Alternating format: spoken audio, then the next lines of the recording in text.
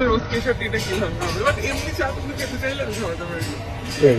আচ্ছা, রোজ কেশর টি পাওয়া যায় তোমার দোকানে। তা ওই রোজ কেশর টিটা কোন দুধ দিয়ে তৈরি হয়? আমুল দুধ দিয়ে না গরুর দুধ দিয়ে?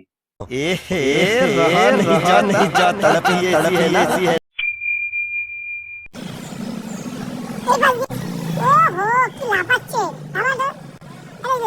আচ্ছা বলছি, এই বিরিয়ানিতে যে চিকেনটা আছে এটা কি চিকেন?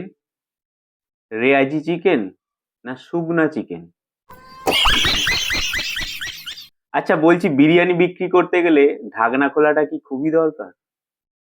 না ঢাকনা না খুলেও তো বিরিয়ানি বিক্রি করা যায়। ये बड़ी अच्छी बात कही आप। এটাই কি তোমার সেই ঐতিহাসিক চিকেন থালি? আচ্ছা ঐতিহাসিক। থাকে একটু বলে দাও তো।